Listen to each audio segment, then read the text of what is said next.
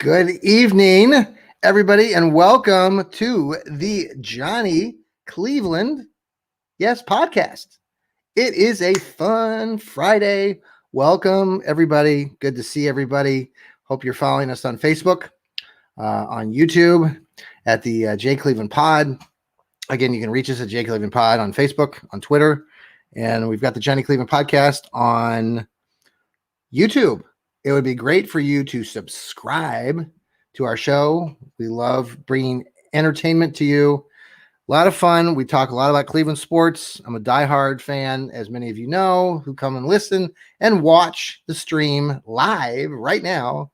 Enjoy having you here on a fun Friday. Yes, the fun Friday night. I like fun Fridays. Talked to my kids at school today, and my son first thing in the morning, Grant Man. And we talk about having a fun Friday. Yes. So good to have you along. Lots to talk about tonight, today, this last week. Lots of things coming up in Cleveland with the NFL draft. Just things that we could talk about for hours, but I'm going to try to keep to about 30 minutes.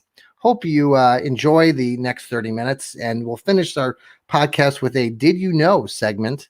I know many of you who watch the show or listen to the show enjoy that part of the show, but you have to wait a little bit, and it's always fun to reminisce and talk about things possibly in Johnny Cleveland and the Johnny podcast show. So, okay, so the Indians are playing right now, and let me just start with this: Logan Allen sucks. He needs to be just let go. He's terrible. Just a terrible pitcher for the Indians. I wasn't going to start with the Indians, but I started watching the Indians game. For the second night in a row, the Indians got off to a 3-0 lead that they couldn't hold against the lowly, stupid New York Yankees.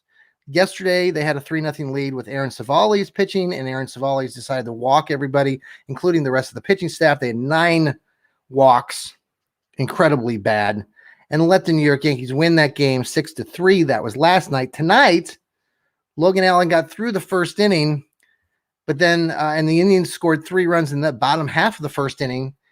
But then Logan Allen decided to just throw it away. He was throwing batting practice to the New York Yankees, and now the Yankees lead 4-3. I think it's in the second or third inning. But the Indians are struggling right now. You know, they've had their ups and downs, and really the only pitcher right now with what Aaron Savali's did yesterday, which he's been pretty solid. I'll give him a pass for what happened yesterday. He did go 5 1/3 innings. He didn't, he gave up 3 earned runs, 4 walks. He's our second best pitcher. Zach Plesac, I don't know. He's a mental case. And Shane Bieber, obviously he's the best. And we can always look forward to Shane Bieber pitching, but he can't pitch every freaking game. And so as Indians fans, it's like a nightmare all week long. We're just praying to God that the Indians and their pitchers can get through the game. And tonight's another example where they're not going to. The Yankees look like they're just like the best Yankees of all time from the 20s and 30s, and they're just bashing the ball all over the field because the Indians pitchers suck. Their bullpen sucks. They haven't been able to establish anything solidly right now, and if the Indians don't have pitching, they're going to have a very long season. And that's not good, Indians fans. Now, it is still April, and I heard from a couple of my cousins back up there in Cleveland. I won't announce who you are, but you're not on my favorites list right now. Amy still has that going. My cousin Amy out there in Wichita, Kansas is still my favorite.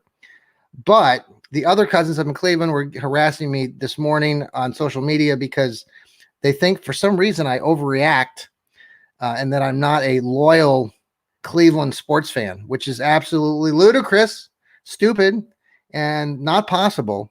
I am the biggest Cleveland fan of all in the family that we can talk about. Yes, I do overreact, and I will be the first to admit that because I bleed, orange and brown when the Browns are playing. I bleed, every color in the rainbow. So I'm a big Cleveland fan and enjoy being a fan. So my cousins up in Cleveland can just enjoy this podcast.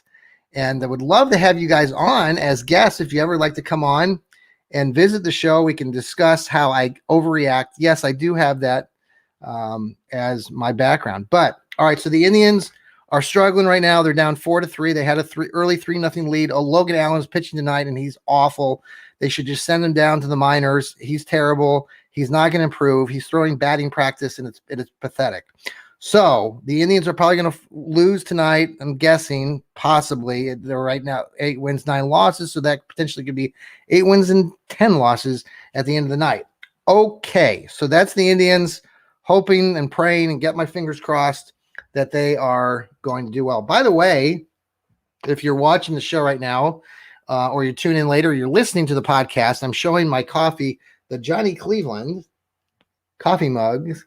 If you would like one of these beautiful coffee mugs, I would check out Zazzle.com. Zazzle.com. I type in Johnny Cleveland podcast. I'm going to take a little sip of my coffee here. It is coffee. You hear that slurp? Oh, and I'm going to choke on my coffee. Okay, so that's the Indians in a nutshell. So the other big news, and we're going to finish off tonight talking about the Cavs. I recently started writing for a wonderful periodical online, the King James Gospel.com. Check us out through Fansided. Great online material and writing about the Cavaliers these days. Loved talking about this young group. We're going to finish our podcast talking about them. But before we talk about the Cavs, we're going to go talk about the Browns and the draft and everything in between. So let me just get this off my chest. I know some people on social media talk about how the sports reporter or somebody, he's an entertainer out there in California, and his name is Colin Cowherd. I've talked about him. I've written articles about him from ClevelandSportsTalk.com in the past, and about how he has this enormous, jealous moment with Baker Mayfield. It's a bizarre sort of appeal that he has for Baker, and he basically disses Baker all the time, saying that Baker Mayfield is not good enough to be the Browns quarterback, and thinks that he's not going to amount to anything, even though Baker Mayfield has established himself as the franchise quarterback for the Browns. So today, the Browns announced that they are they're giving Baker Mayfield the 5th year on his original contract, which Baker Mayfield happens now to be the first quarterback since, Bernie Kosar, right? Since Bernie Kosar was given a contract extension. So this is historic, folks. This is like 30 years plus of where the Browns have not had a quarterback that they've given an extension to or offered an additional contract after they've originally signed them. So this is big, folks. And of course, Colin Cowherd, who's this idiot out there in California, and I know I'm giving him a plug, and I know a lot of you out there say, well, don't give him a plug because he's a moron, and I haven't listened to him in 14 years. But I'm talking about him because he's a moron, and if he listens to this podcast, I hope he understands that he's a moron. I know he's doing this for ratings, like I'm trying to do this for ratings too. But Colin Cowherd went on this rant today about how all these quarterbacks that have come before Baker Mayfield that were given extensions, and he included a quarterback that used to play for the Jacksonville Jaguars called named by the name of Blake Bortles. Blake Bortles was given an extension, and how then he puttered out and did horrible after he was given that extension. Colin Cowherd did not mention the fact that after Blake Bortles was given the 5-year extension, he was also then the following season given a 3-year new deal with the Jacksonville Jaguars. Now, he talked endlessly in his show earlier today about how Jacksonville had just a great team. They were just stacked and that they were amazing, and that Blake Bortles was basically holding them back. Well, folks, go back and watch Jacksonville. Yes, I know Jacksonville went to the AFC Championship game and lost to the New England Patriots. I believe that it was in 2018. And part of the reason Colin Cowherd said they lost was because Blake Bortles was not very good in that game. And so he said in his podcast today that Baker Mayfield is like that, and he can maybe win a playoff game or two, but that's it. That's just stupid. That's a stupid take. Dumb take. Doesn't make any sense. Colin Cowherd just throws crap out because he can. So the deal is this. I mean, Blake Bortles got the 5-year extension. Then he got the 3-year deal. But he was talking about this Jacksonville team being stacked. Yeah, they were good, especially defensively back then, but they weren't winning a lot of games. They didn't have the offensive firepower that the Browns do now. Are you kidding me? They didn't have two all-star MVP running backs like Nick Chubb and Kareem Hunt. They didn't have wideouts like Odell Beckham and Jarvis Landry. Are you kidding me? Or Hollywood Higgins? They didn't have any of those people. So the idea that he's trying to say, well, Blake Bortles had it all, and he basically wasn't enough for Jacksonville. Well, the Browns are completely built differently than the before mentioned Jacksonville Jaguars. And so, Colin Cowherd can just shove it. He's an idiot, moron. I mention him. I won't repost any of his crap anymore because he's not worthy of that. But I just want everybody to understand, and I think most of you Browns fans do, that Baker Mayfield is different. I read some stat that Baker Mayfield is the third quarterback outside of Peyton Manning and Andrew Luck to throw for 3,500 yards and 20 touchdowns in each of his first 3 seasons as an NFL quarterback. That's pretty impressive. So, Baker Mayfield, congratulations on getting that extension. The extension, I think, is worth close to $19 million. Denzel Ward was also given the 5th-year extension on his contract, which is worth a little bit over $13 million. So good for both of them. In other things leading up to the draft up there in Cleveland on the shores of Lake Erie, we had a trade today with the Chiefs and the Baltimore Ravens. The Chiefs got Orlando Brown from the Ravens, okay, and the Ravens picked up a few picks, including the number 31 pick that had belonged to the Kansas City Chiefs. I'm going to take a little sip of my coffee here. Hopefully, I don't choke again. Again, you can buy one of these Johnny Cleveland podcast coffee mugs from Zazzle.com. Type in Johnny Cleveland podcast at Zazzle, Zazzle. Did you hear that slurp? Okay. So that was one trade that went on today prior to the NFL draft. Again, it's going to be next Thursday, April 29th. Very excited to see how that goes. Many of you have been posting pictures on social media of the huge platforms and the things that are going to be doing all of the show from live. The NFL Network will be there. ESPN will be there. All sorts of fun things for fans to do. I know some fans got selected to be part of the actual ups on the close to the stage area. I'm very excited to see how that all looks. Excited for those fans that got selected. I know reading some of their posts on social media, they're very excited. Fortunately, I did not get one. I don't think I had enough seniority with our season tickets, but I will enjoy watching the show. I do wish, though, and this is a shout out to those Oz Chapter Browns backers out there in Wichita, Kansas, Josh and the gang, all the Bobs, all the Toms. Really going to miss not being out there for the draft. They always do an annual show from they get together at the Quincy Sports Bar and Grill off Zoo Boulevard there in Wichita. And we have a hearty group of Browns backers fans, about 30 or 40 of them that go to all the games out there every Sunday. It's wonderful to see, and they support our Browns endlessly. It's just cool. So I wish I could be out there. I will be watching the draft here from the comfort of our wonderful condominium. By the way, we're coming from a different location. Any guesses where I'm at? I'm actually in my son's the bedroom area. This is our new sort of area. So you might see a Johnny Cleveland podcast a mug up there on the up above my shoulder there. Anyway, okay, back to the show. So a couple other things with the Browns. They've got the number 26 pick. Are they going to keep that pick? I'm working on an article right now that I'm going to be posting to Cleveland Sports Talk about Myles Garrett and the addition now of Jadeveon Clowney. Really interesting to read up a lot of information from the past. Some people have talked about or asked me what that's going to look like with having Myles Garrett and Jadeveon Clowney playing kind of opposite on the same side of the line, on different ends of the line.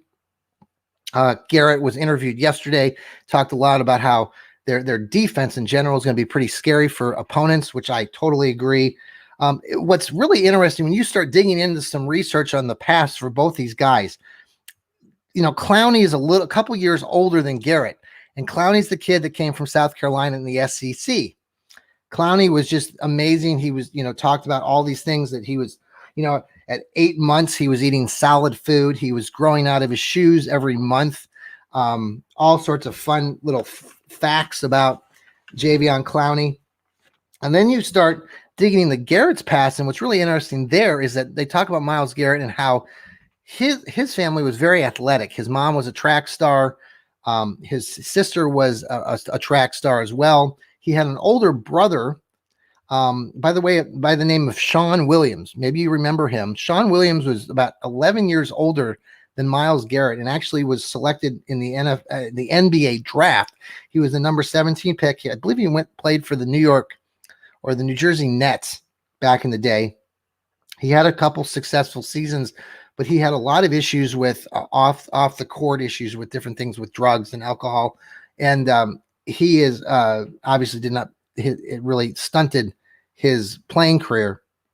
But really interesting to see, going back to specifically Garrett and Clowney, how there was a lot of literature out there. So I would encourage you to check it out, do a Google search, but that Garrett was compared a lot of times to what Clowney had been doing because they were both playing in the SEC.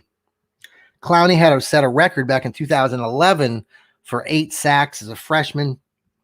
Garrett topped that by getting 11 and a half sacks back then when he was a freshman in 2014. So kind of a neat thing there. Lots of little stories between the two of them. So just the fact that they now get to play together, and that Clowney was the number 1 pick of the NFL draft back in 2014, and that Garrett was the number 1 pick in the 2017 draft. Now to have both those guys kind of on bookends of our line is really fantastic. So excited to see how that all pans out next season. Boy, aren't you excited as Browns fans to see what that's going to look like? I mean, everything that the Browns are doing, I'm so excited to see what everybody is going to do Thursday, who the Browns are going to go with, and are they going to take a cornerback? Are they going to possibly take a wide receiver?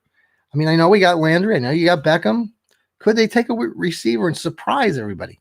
Could they take a linebacker right now? There's all sorts of options. Somebody was did a little research, and they were talking about how, and we've talked about this in the show before about how Browns and they're such a young team, kind of like the Cavaliers actually. With that in mind, that they projected based on age and all these other dynamics who would really fit that Browns character and potentially being picked in that first pick. Do the Browns move up? Do they move back? Do they make a trade? All sorts of things going to happen. By the way, I've been talking to our group from our Cleveland Sports Talk group, and we're going to be coming to you again probably on Tuesday or Wednesday evening. We're going to have an NFL draft show with the Cleveland Sports Talk crew. It's going to be very fun. We're all going to have some draft picks. We're going to make our selections for those specific teams. And then we're going to talk about the Browns picks specifically and some other teams like the hated Raiders. I know Willie likes the Raiders from the Shakeback Sports show that he does. So excited to talk about that with all the guys, Mel and Steve. And I don't know if Zach might join us or Josh, but looking forward to that show. Okay. So that'll be, again, coming to you on Wednesday evening, probably about that evening, the night before the draft, about 7:00. So we'll fill you in on all those details as we get closer to Wednesday. Okay, so let's talk a little bit about the Cavaliers before we end the show. So I've been writing a lot for the, like I said earlier, the KingJamesGospel.com. Check us out. The article I wrote this morning talked about the dynamic duo of Colin Sexton and Darius Garland. Now, tonight they are playing Charlotte. The Cavaliers are playing Charlotte again. Yes, I know the Cavaliers are 21-37 losses. So, yes, the Cavs, if you're not a Cavalier fan and you're just the average fan, you're going to watch that and you're going to say, well, the Cavaliers stink. Yes, they do, but they're fun to watch, folks. And they've got a lot of energy. They're very young. The articles I wrote earlier this week talked just about that youth. I believe Sexton is 22, Garland's 21, and Okoro is 20. All their birthdays, by the way, are in January.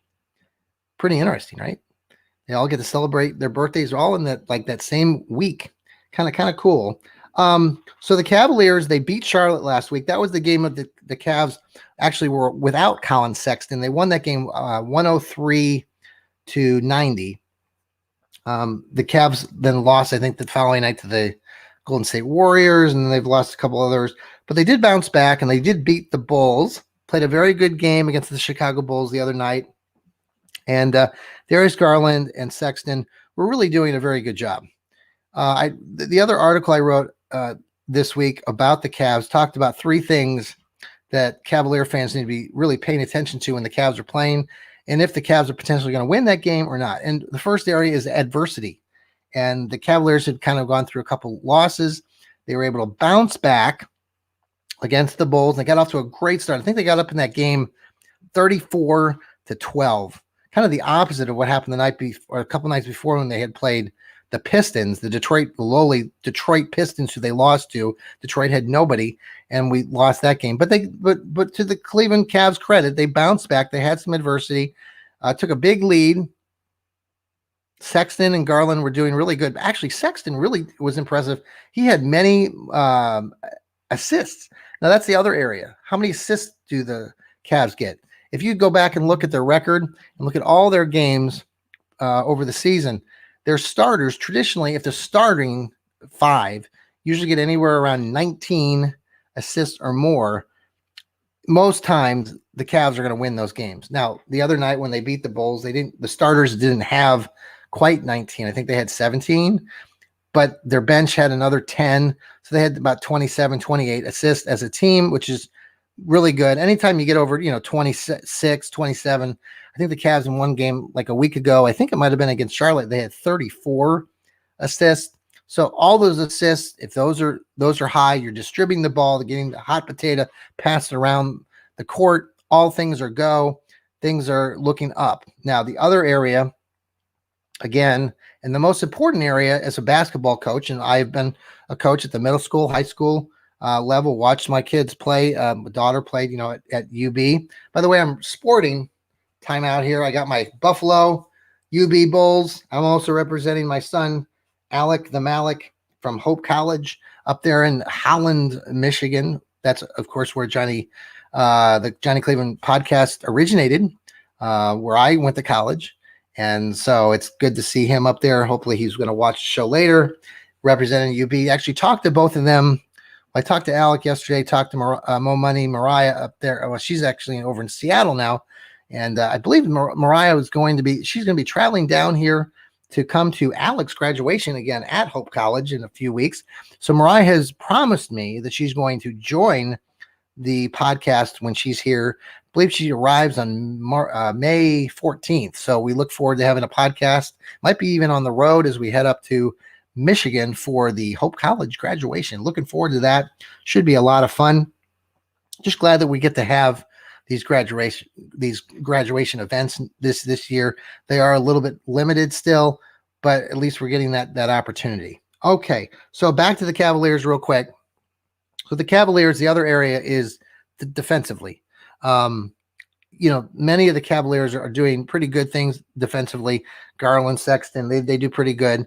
Even Matthew Dellavedova does a really good job. But there's other players that I talked about in my article. Kevin Love, I know he's old and he doesn't, being in Cleveland, he initially, wanted out probably when Kyrie and LeBron left.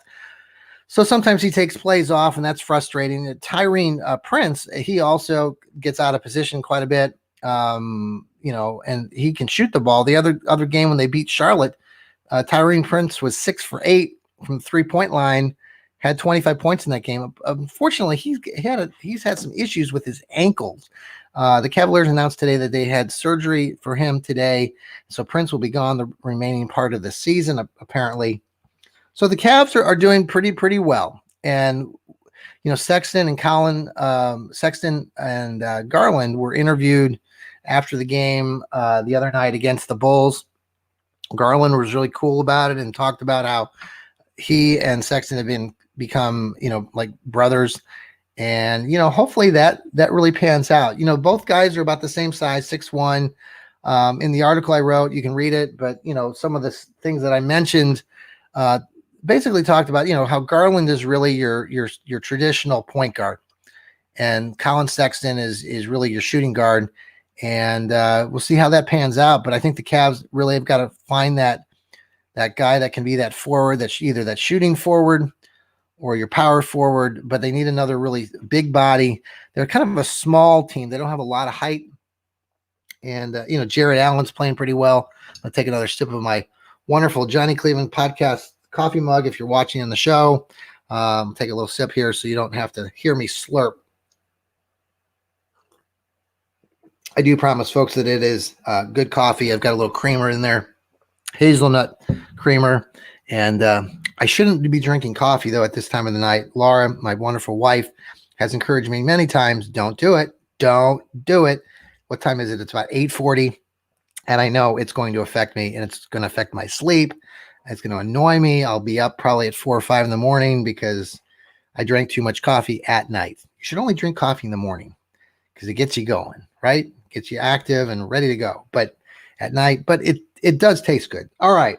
So the Cavaliers, looking forward to that game. Hopefully they can get another win. That win against Charlotte last week was at Charlotte. So this is a home game.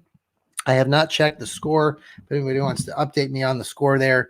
Actually, it's a close game. It's the end of the first quarter, and the Hornets were up 22-20, so low scoring affair. So that would suggest that maybe either we're shooting terribly or we're actually playing some decent defense. Okay, so I'm going to leave you. The last part of our show is, did you know? Did you know? So I thought it would be fun. Well, many of you know that watch the show, or maybe you're new to watching the Johnny Cleveland podcast. But how did Johnny Cleveland podcast come about? And how did I get the name Johnny Cleveland? And it starts when I was out there in Kansas, and I was, I had a lot of different little side jobs when I first got out there, and I was a school teacher, but I was also doing these other side gigs. Like I was delivering pizza for the local Pizza Hut. I have some stories there that are very entertaining. We'll have to bring that to another podcast in the future. But then there were other things that I did, including I worked for a company that was called Complete Music. I think they're still around there in the Wichita area. If you're looking for a company that would provide entertainment and at weddings or school dances, Complete Music, look them up there in Wichita. I think they're still there. But back then they were owned by a very small group. It was a family, and I got to know the family, and I was looking for something else to do, and they suggested that I join their group as a disc jockey for their weddings and school dance. And it was a really neat experience. We had just bought, my family and I, we had our daughter, Mariah. Mariah was a year old, and I was delivering pizzas, and we decided that we were going to buy a white conversion van with green stripes along the side of it. Oh my gosh. It was a 3/4 conversion van, not your full-blooded conversion van. It was kind of a short, stubby conversion van that it was very unusual. So when we drove it off after we bought it, it lost complete value in it. So we had that van, and I was using it to then transport all of the equipment for the DJing job, which I took the name at that time was Johnny Cleveland. I lived here, grew up here in Cleveland, down there in the Worcester area, and was trying to come up with a name, and everybody knew that I loved Cleveland sports teams, and so we went with the name Johnny Cleveland. So that's where Johnny Cleveland started. And while I was doing the Johnny Cleveland DJing down there, we did lots of dances. My first dance was a Girl Scout dance, a father-daughter Girl Scout dance. It was very interesting. I got paid $40 for a dance. That's what I got paid. So I would lug all this stuff all over the place in Kansas. I'd have to travel a little ways, 40 miles here, 60 miles here. Some of them would be in town in Wichita. Some of them would be up in Hutchinson, it was a close by town. My favorite gig was up in a town of, I think it was McPherson. I think it was McPherson. Small town, very good basketball teams up there. But at their middle school, McPherson had some school dances. Now just imagine, what was the movie that came out with Kevin Bacon? Oh, I can't believe I can't remember the name. Somebody give me the name. If you're watching the podcast, send me it in your comments. This is awful. I can't remember. I can't remember the movie name. So in McPherson, they had not had school dances like ever at their middle school. So they invited this corporation that I worked for, Complete Music, and I was their DJ. And if it went well, they would hire us for the next 4 dances throughout their school year. Well, I went up there and I was a school teacher, so that was good. I had some experience working with kids and got to do the dance there. It was really cool, and it was a very big success. And at the end of the night, they hired me on for 4 more dances. Thrilled about that, because not only was I getting $40 or $50, but I was going to get that 4 times more. So I was excited, pumped up for that experience. The worst part of that was, like, the second or third time I went up there, I was bringing the equipment in, and I was kind of rushed, and there's wires and different things. And these big speakers were, 40 pounds in weight. And, that takes a lot out of you. And at one experience, it was like the third dance, I was going into the school itself, and I fell with the equipment, or part of the equipment. And oh my gosh, I got skinned up, was bleeding. It was just traumatic. I did the dance, folks. I did the dance. Bandaged myself up. I think I had some ice on my shins. But the kids had a great time. Was playing, spinning the tunes for them. They all enjoyed that. When we would do weddings then in the future at different events, we would do the various things that you hear at weddings, like the chicken dance, and had a lot of fun with that. So that's where the Johnny Cleveland tag got started, and where it is today with our podcast. And we just really appreciate every one of you who comes out and listens to the podcast. I enjoy doing this for you. Enjoy doing my writing. Check out all the writing I do on Cleveland Sports Talk, that group, and also now the KingJamesGospel.com through Fansided. It's a wonderful site. A lot of good material out there, a lot of good writers. And I would encourage you, if you're a sport fan, with it, whatever team you root for, that there's a lot of good things out there to read. Encourage you to do that. So we're going to get some more articles out. We've got a lot coming up with the NFL draft coming up next Thursday up there on the lake shore of Cleveland. The group from Cleveland Sports Talk and I are going to do a NFL draft shortly. I think I have a message here. Let's see if we got somebody maybe answered me, or no, we had a like. But if you want to give me the name of that, I can't think it. I know all the movies in the world, and I'm drawing a complete blank right now. Movie with Kevin Bacon, dancing. Why am I? Oh, this is going to frustrate me. I'm going to get off air, folks, and I'm going to remember it. And I'm going to be like, I want to get back on air and tell everybody I remembered it. But okay, so lots to come up this next week. Obviously, if you're a Browns fan, a lot to look forward to with the NFL draft. The Cavs again are in a tight one tonight. I think the Indians, just the last time I checked, I don't know if anybody has an update on their score. We're just kind of looking at it here. Let me look. I'm pulling that up right now as we speak. But I hope everybody has a great, fun Friday. I tell my kids, like I did this morning, we're going to have a fun Friday.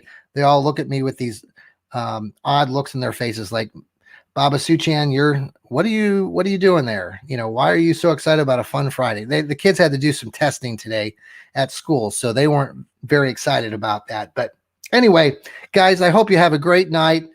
Enjoy the weather. If you're here in Ohio, it's going to be a beautiful weekend. Get out there and enjoy the sunshine. By the way, just another shout out to Grant Man, my wonderful younger son. We went bowling earlier today, and again, he's dominating me in bowling. He had another game of 135 last week when we went. I didn't mention this, I don't know if on air, but he had 3 games over 150. One game, he almost got the 170. People, he's great. He has autism, but it does not stop him.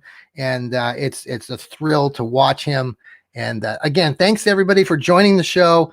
Thanks for watching us on YouTube and on Facebook. We look forward to providing more entertainment later this weekend and next week.